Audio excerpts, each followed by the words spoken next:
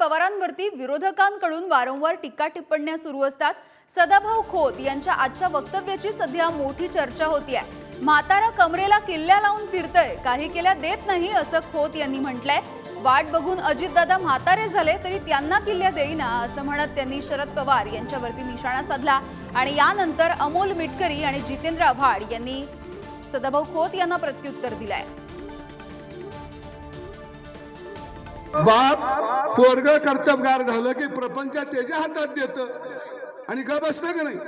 पण हे म्हातार खडूस आहे, तिजोरीची किल्ली कमरेला लावून हिंडतया।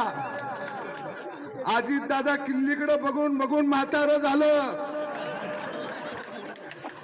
अजित दादाच्या लक्षात आलं हे म्हातार किल्ली देत कमराची काढत नाही, म्हणून दादा आता किल्लीला लोंबकाळत म्हणताय किल्ली तोडल्याशिवाय थांबणार नाही, कारण आता हे भात झालं।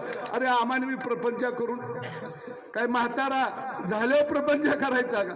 आणि म्हणून दादा सुद्धा मोठ्या ताकदीनं खऱ्या अर्थानं विकासासाठी हे भारतीय जनता पक्षाबरोबर आले। नाही, सदाभाऊ खोतांचा सुरुवातपासून एक स्वभाव आहे की ते अत्यंत वायफळ वळवळ करत असतात। मागेही आम्ही त्यांना सांगितलं की पवारसाहेब तुमच्या बापाच्या वयाचे आहेत, जरी आमच्यात 2 गट पडले असतील तरी साहेब आमच्यासाठी सर्वांसाठी वंदनीय आहेत। त्याच्यामुळे सदाभाऊ खोतांनी महायुतीमध्ये असताना पवारसाहेबांवर बोलताना थोडं भान ठेवून बोलावं।